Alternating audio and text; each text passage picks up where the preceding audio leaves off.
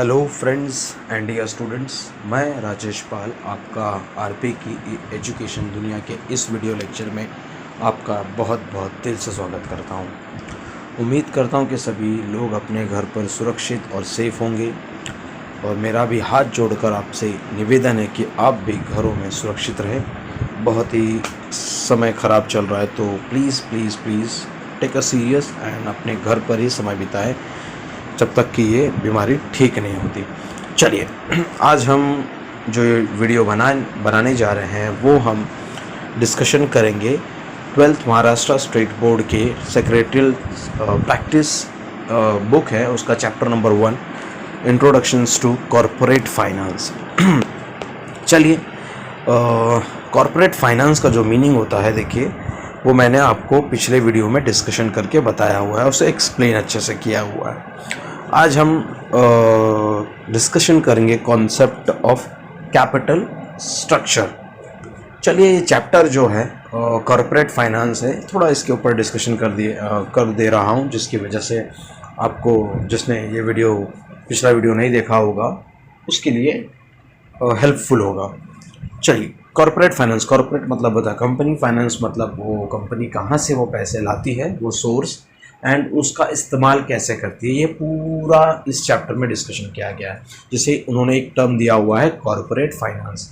वापस कह रहा हूँ, कॉरपोरेट फाइनेंस का मतलब होता है कि कंपनी किस तरह से पैसे अरेंजमेंट करती है और वो पैसे अरेंजमेंट करने के बाद कहाँ उसे इन्वेस्ट करती है, किस तरह से उस पर डिसीजंस लेती है, ये इस चैप्टर में पूरा डिस्कशन किया गया है। तो आज जब हम जो अभी डिस्कशन करने जा रहे हैं वो है capital structure. Capital structure, capital मतलब मैं आपको सिंपल वे में बताना चाहूँगा, जो कंपनी में पैसे लगे हुए होते हैं बिजनेस करने के लिए, that is called as capital in accounting terms. अगर डिस्कशन करना है तो जो ओनर बिजनेस करने के लिए अपने पर्सनल में से पैसे लाकर जो बिजनेस में डालता है उसे बोलते हैं कैपिटल। यहाँ पे आप केवल इसे पैसे समझ के रखिए।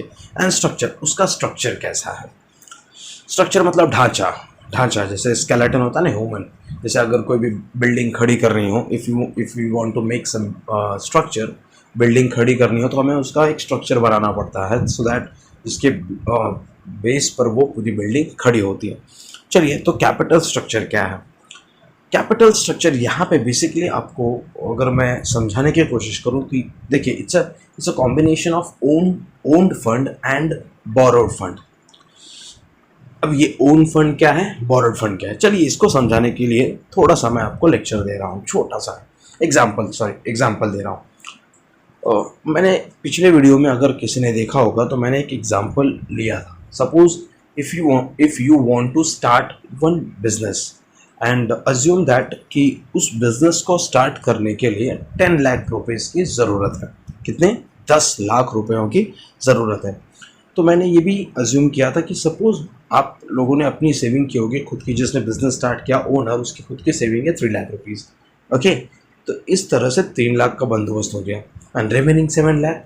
तो मैंने आपको उसी दिन क्लियर किया था कि आप सपोज़ उस 7 लाख में से आप कुछ फ्रेंड से लोगे, कुछ फ्रेंड से लोन लिया, तो कुछ आप बैंक से लोन लोगे। इस तरह से आप डिफरेंट सोर्सेस से आप उस फंड की अवेलेबिलिटी अपने पास करवा के लेंगे। तो ये जो आपका स्ट्रक्चर बना, यानी जो पैसे आए, इसका स्ट्रक्चर कहाँ से बना, उसका स्ट्रक्चर ऐसा बना। देखिए, 3 लाख वो आपका ओन्ड यानी खुद का फंड हो गया, 3 लाख आपका ओन्ड यानी खुद का फंड हो गया, और 7 लाख जो हो गया वो बोरोड मतलब होता है उधारी, यानी मांग कर लोन लिया हुआ पैसा हो गया, तो बोरोड फंड हो गया। इस तरह से दो type, own fund and borrowed fund. मेरे एग्जांपल में 3 lakh was your own fund and 7 lakh was your borrowed fund. अब बोरोड फंड में भी दो टाइप है। सपोज 50% आपने फ्रेंड से लिए, 3,50,000 you have taken from your friend A and बचे हुए 50% आपने SBI से लोन के रूप में लिए हुए। तो इस तरह से आपके दो टाइप, तीन चीज़ें आ गई। ओन फंड में आपका सेविंग्स हो गया, जिसे आप यहाँ पे रिटेन्ड अर्निंग्स कहेंगे, एंड उसके बाद 3.5 लाख आपने ए फ्रेंड से लोन पे लिए हुए हैं, एंड और 3.5 lakh you have taken from a bank loan, SBI से लोन लिया। इस तरह से आपका ये स्ट्रक्चर तैयार हुआ। Okay, are you getting it? तो कंपनी भी किसी प्रोजेक्ट पे उसको पैसे लगाने, सपोज अभी एक एग्जांपल लेता हूँ कि वॉलमार्ट ने फ्लिपकार्ट को ख़रीदा था, ऑलमोस्ट कुछ मुझे भी जहाँ तक अंदाज़ा है 1 लाख करोड़ रुपीज़ में कुछ ये डील हुई थी। तो सर 1 लाख करोड़ रुपीज़ देने के लिए, I am not wrong, sorry अगर मैं गलत रहा तो माफ़ी चाहूँगा, लेकिन मुझे जहाँ तक उम्मीद है कि 1 लाख करोड़ रुपए में डील हुई थी। तो 1 लाख करोड़ उस वॉलमार्ट ने कहाँ से लाए होंगे? उसने भी लोन लिया होगा। तो वही किसी भी प्रोजेक्ट में पैसा लगाने के लिए जहाँ से भी पैसे लाते हैं और किस किस फॉर्म में लाते हैं उसे बोलेंगे कैपिटल स्ट्रक्चर। ओके, उम्मीद करता हूँ कि बहुत अच्छे से समझ गया होगा। मेरा एग्जांपल भी मैंने आपको बताया कि 3 लाख आपका ओन फंड, जो इसे हम ओन फंड कहेंगे, और बचे हुए 7 lakh borrowed fund. Borrowed fund के भी उसमें आपने इसको डिवाइड कर दिया, 3.5 from your friend and 3.5 from your bank SBI। तो इसी तरह से यहाँ पे भी कैपिटल स्ट्रक्चर के बारे में बताया गया और यही पूरी मीनिंग है।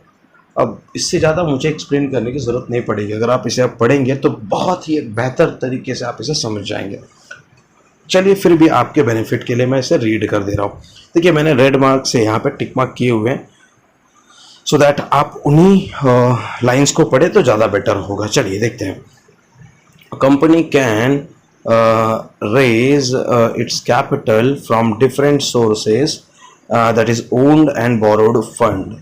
देखिए मैंने कहा था कंपनी अपने पैसे कहीं से भी लाती है, ओन्ड और बोरोड फंड्स। तो देखिए लिखा हुआ, यहाँ से अभी पढ़ूंगा मैं ये रेड लाइन से, a combination of a different sources are used in a capital structures.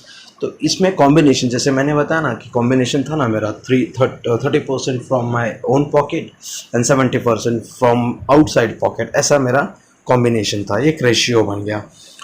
अभी यहाँ पे आप पढ़ोगे capital structures means a mixup of various sources of funds in desired proportions. वही मैंने बताया ना, 30% from my own pocket and 70% from outside, 70%. To decide capital structure means to decide upon the ratio of different types of capital. Sorry. अब ये है क्या sir? तो अगर ये यहाँ पे कैपिटल स्ट्रक्चर को डिसाइड करना है, कैपिटल स्ट्रक्चर को डिसाइड करना कि भैया कौन सा कितना रेशियो में होगा। जैसे कि मैंने अभी डिसाइड किया था, मेरे जेब से 30% अवेलेबल हो रहा था, तो मैंने 30% ओन से अरेंजमेंट किया एंड बचे हुए 70%। तो मान लीजिए दूसरे एग्जांपल में 40% मेरे जेब से आ रहा हो, 60% आउटसाइड, या और एक एग्जांपल लीजिए 20% मेरे जेब से, 80% आउटसाइड से। ऐसा जो भी रेशियो होगा इसे बोलते हैं, या आप कह सकते हैं कि इसे आपने डिज़ाइन किया कैपिटल स्ट्रक्चर को, या आपने कैपिटल स्ट्रक्चर बनाया। चलिए ये रहा आपका कैपिटल स्ट्रक्चर। अब इसके कंपोनेंट्स पढ़ना बहुत ज़रूर, सॉरी डेफिनेशंस पढ़ लेते हैं पहले। RH वेसल ने अपना एक डेफिनेशन दिया हुआ है, the long term of sources of funds employed in a business enterprise. इसका मतलब क्या है, ये कहना क्या चाहते हैं? देखिए जो मैंने अभी 10 लाख की बात की, ये मैं अगर बिज़नेस स्टार्ट करने के लिए ले रहा हूँ, मेरे एग्जांपल्स में आप समझ जाएंगे। ये जो 10 लाख रुपए मैं बिज़नेस स्टार्ट करने के लिए ले रहा हूँ, तो मैं आज बिज़नेस स्टार्ट करने के लिए लूँगा, साथ मुझे सपोज बिज़नेस स्टार्ट करने के लिए लूँगा, और क्या मैं ये सब पैसे 1 साल में 2 साल में रिटर्न कर दूंगा? 7 लाख रुपए जो बाहर से लिया और 3 लाख रुपए या मेरे जो पॉकेट से मैंने डाला, क्या वापस मुझे वो रिटर्न मिल सकते हैं? नहीं सर।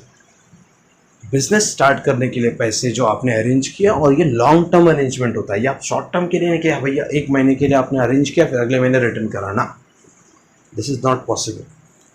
अगर आप बिज़नेस स्टार्ट करने के लिए यहाँ पे बात कर रहे हैं तो आपको लॉन्ग टर्म के बारे में सोचना पड़ेगा। तो कैपिटल स्ट्रक्चर में बेसिकली या मोस्टली कहूँ तो लॉन्ग टर्म फंड्स के बारे में अरेंजमेंट किया जाता है। तो इसीलिए RH वेसल ने कहा हुआ है कि it's an arrangement, it's a arrangement, या आप कहो the long term source of fund employed, कि भैया कहाँ से पैसे आए, वो आप पैसे को यहाँ पे काम पे लगा रहे हो इन अ बिजनेस एंटरप्राइज, उसे ही इन्होंने कैपिटल स्ट्रक्चर कहा है। उम्मीद करता हूँ कि मैं इनके डेफिनेशन को अच्छे से एक्सप्लेन कर पाया हूँगा। अब बात करते components of capital structure. There are 4 basic components. देखिए पहला है equity share capital, preference share capital, retained earning and borrowed capital. देखिए स्टार्टिंग के 1, 2, 3 इसे आप ओन्ड कैपिटल कह सकते हो. कंपनियां अपने ओन फंड से 3 सोर्सेस से लाती हैं. पहला इक्विटी शेयर कैपिटल, दूसरा प्रेफरेंस शेयर कैपिटल एंड तीसरा रिटेन्ड अर्निंग्स. एंड जो आउटसाइड हो गया वो होता है बोरोड कैपिटल. तो चलिए मैं इसको ज़्यादा डीप में नहीं जाऊंगा because equity share capital, preference share capital क्या होता है, रिटेन्ड अर्निंग क्या होता है, अब एंड बोरोड कैपिटल क्या होता है, इस पर पूरा आपका सिलेबस डिपेंड है ऑफ सेक्रेटरियल प्रैक्टिस. आगे आपको और डीप में सीखने को मिलेगा.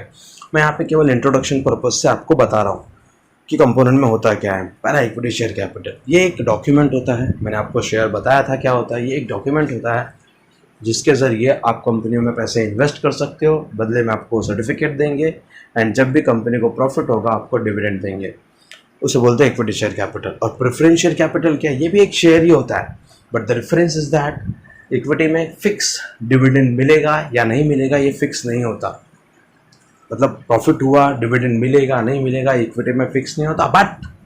बट मैं कहूँगा कि प्रेफरेंस शेयर्स में ये फिक्स होता है. क्या? प्रेफरेंस शेयर में ये फिक्स होता है. That's why there is a difference between the equity share and preference shares. Equity shares से ज़्यादा प्रेफरेंस हम प्रेफरेंस शेयर को देते हैं. मतलब कंपनियाँ प्रेफरेंस देती हैं प्रेफरेंस शेयर्स को in the payment of their dividends and return of their capital. चलिए तो इसीलिए इसका नाम प्रेफरेंस शेयर कैपिटल. दोनों शेयर्स होते हैं. मैं अंदर पढ़ दे रहा हूँ सो दैट आप समझ जाओगे. It is the basic source of financing. मैं पढ़ रहा हूँ इक्विटी शेयर कैपिटल, वापस ध्यान से सुनेगा. It is the basic source of financing activities of business. Equity shares are shares which gets dividend and repayment of capital after it is paid to the preference shares. मैंने बताया था कि भैया पहले प्रेफरेंस को प्रेफरेंस दिया जाएगा then equity shares को. तो वही लिखा है. इट इज मतलब जो भी है डिविडेंड और उनका रिपेमेंट ऑफ कैपिटल ये बाद में दिया जाएगा प्रेफरेंस शेयर्स के बाद में. अगर प्रेफरेंस शेयर्स को मिलता है, मान लीजिए एग्जांपल में एक्सप्लेन करूँ तो सपोज कंपनी डिविडेंड देना चाहती है तो वो पहले प्रेफरेंस शेयर्स को बुलाएगी एंड उनको देने के बाद अगर कुछ बचता है देन इक्विटी शेयर्स को देंगे. ओके चलो. They bear ultimate risk associated with ownerships. जैसे कि इनको लास्ट में बुलाया जाता है अगर कुछ बचेगा तो ये अल्टीमेट रिस्क बियरर होते हैं. यानी कंपनी में सबसे ज़्यादा रिस्क कंपनी में सबसे ज़्यादा risk taker equity share holders होते हैं जो इक्विटी शेयर्स खरीदते हैं. चलिए मैं चाहूँगा कि आप यहीं तक पढ़ें. अगर आपको एक्स्ट्रा लाइन पढ़ना है तो पढ़ सकते हैं. प्रेफरेंस शेयर कैपिटल क्या है? Preference shares carry preferential rights as to payment of dividend and have priority over equity shares for return of capital when the company is liquidated. वही कहा गया है कि भैया प्रेफरेंस शेयर्स के पास कुछ प्रेफरेंशियल यानी भाव मिलता है ना उससे. और ससुराल में दामाद को भाव मिलता है, ठीक इसी तरह से कंपनी में शेयर्स में देखा जाए तो प्रेफरेंस को थोड़ा अप्रिशिएट करते हैं, भाव देते हैं. तो इनको प्रेफरेंशियल राइट्स मिला हुआ है कि भैया पहले तुम्हें डिविडेंड दिया जाएगा. समझा? पहले तुम्हारे थाली में घी गिरेगा एंड देन बचेगा तो किसी और को मिलेगा. ये कहावत सुनी थी मैंने. एंड इक्विटी शेयर्स के कंपैरिजन में इनको हमेशा भाव दिया जाएगा प्रेफरेंस शेयर्स को. मान लीजिए कंपनी बंद होती है और अब सबके पैसे रिटर्न करने की बात आई तो भी इनका पहला नंबर आएगा. इक्विटी शेयर्स होल्डर्स को बाद में उनके पैसे रिटर्न करेंगे. समझ रहे हैं? इसलिए लिखा है कि इनको प्रेफरेंस मिलता है, प्रायोरिटी मिलता है in the return of capital. These shares carry dividend at a fixed rate. देखिए यहाँ पे लिखा है these shares carry a dividend at a fixed rate. मैंने बताया था कि डिविडेंड इनको हर साल फिक्स मिलना इनका फिक्स है. तो इनको एक रेट भी फिक्स रहता है कि 10%, 5% और ये भी फिक्स रहता है कि मिलेगा ही. रिटेन्ड अर्निंग क्या है? अब देखिए होता क्या है, कंपनी को प्रॉफिट हुआ तो मान लीजिए प्रॉफिट हुआ तो डिविडेंड देना है. अब डिविडेंड देने के लिए सभी लोगों ने लंबी लाइन लगा के रखी हुई है. तो उन लाइन में पहले प्रेफरेंस शेयर्स को बट जाता है डिविडेंड. अब कुछ बच जाता है तो इट्स कंपनी डिसीजन कि ये पैसे वो इक्विटी शेयर होल्डर को दे या नहीं दे। हमने कहा था इक्विटी शेयर्स को कोई भाव नहीं मिलता, प्रेफरेंस शेयर्स को तो पक्का प्रॉफिट मिलेगा, डिविडेंड मिलेगा, लेकिन इक्विटी शेयर होल्डर को वो भी नहीं मिलता, उनको उनका डिविडेंड भी नहीं मिलता। कंपनी को प्रॉफिट हुआ तो कंपनी के ऊपर डिपेंड है कि वो उनको डिविडेंड दे या ना दे। Understood.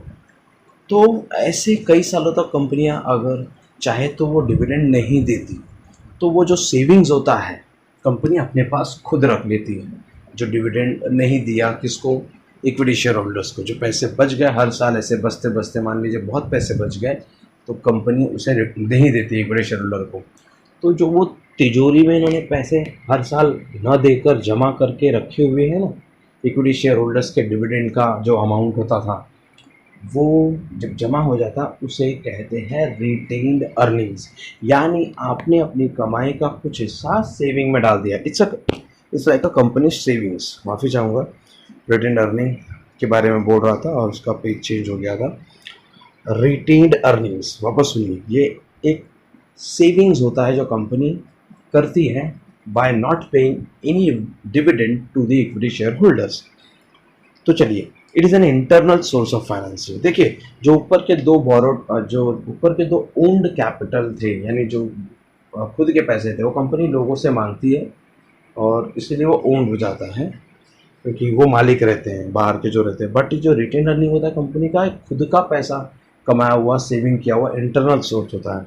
It is nothing but plugging back of profit. ये एक प्लगिंग मतलब होता है तोड़ना, प्रॉफिट को तोड़ के साइड में रखा, इसलिए इसको प्लगिंग बैक ऑफ प्रॉफिट भी कहते हैं। अब बात करते हैं बोरोड कैपिटल की। इट कंप्राइजेस ऑफ फॉलोइंग, पहला डिबेंचर एंड दूसरा टर्म लोन। टर्म लोन मतलब बैंक से लिया हुआ लोन, फाइनेंशियल इंस्टीट्यूशन से लिया लोन।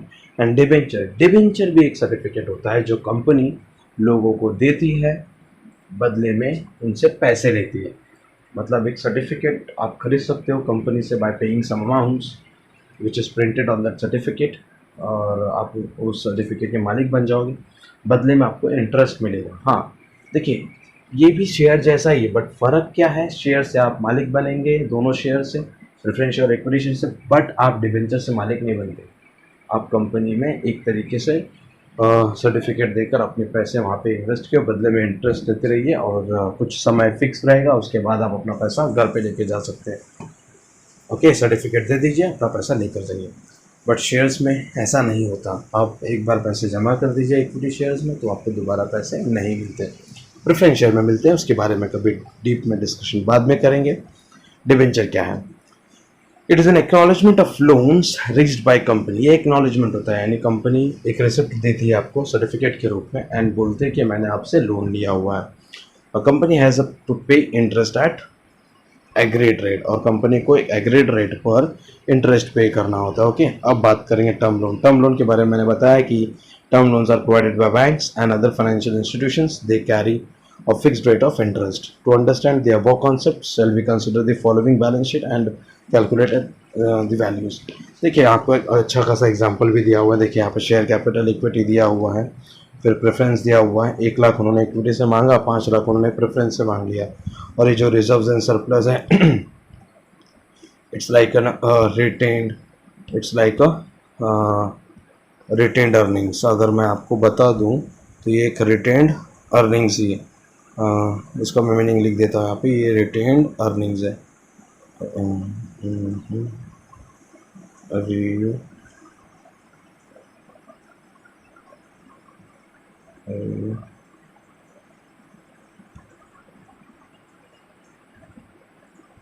Retained earnings.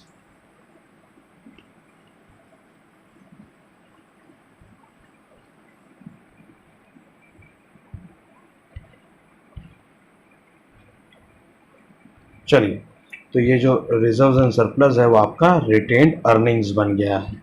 तो ये रिटेन्ड यानी ये तिजोरी का रखा हुआ पैसा है। एंड लाइबिलिटीज़ में देखिए, उन्होंने डिबेंचर से 1 लाख रुपए मांगे हैं, एंड इन्होंने बैंक लोन का तो नहीं, लेकिन यही समझ लीजिए सैंड्री क्रेडिटर एंड बिल्स पेबल, एक तरीके से आप समझ लीजिए बाहर के लोगों से लिया हुआ पैसा है। इस तरह से देखिए, यहाँ पे नीचे उन्होंने एक्सप्लेन भी किया है कि कैसे कैसे कैपिटल स्ट्रक्चर बना है। 7.5 लाख का कैपिटल स्ट्रक्चर बना है, equity 1 lakh, 5 lakh preference share, 50,000 reserves and surplus and debenture 1 lakh है। उन्होंने 50,000 को इग्नोर किया, you can also ignore it. तो ये रहा आपका कैपिटल स्ट्रक्चर का कंपोनेंट्स। ये मोस्टली 5 मार्क्स के लिए आपके एग्ज़ाम में आता है और महाराष्ट्र स्टेट बोर्ड के, तो ये बहुत इंपॉर्टेंट है। हर साल मतलब लगभग पेपरों में ये पूछा जाता है। उम्मीद करता हूँ आप इसे बहुत अच्छे से पढ़ेंगे और जो भी डाउट्स है आप डेफिनेटली कमेंट्स में पूछेंगे। उम्मीद करता हूँ कि आप इस वीडियो को बहुत ज़्यादा शेयर करेंगे सो दैट इस लॉकडाउन पीरियड में जो पढ़ना चाहता है वो पढ़े। Good luck, good bye, thank you very much for watching this video.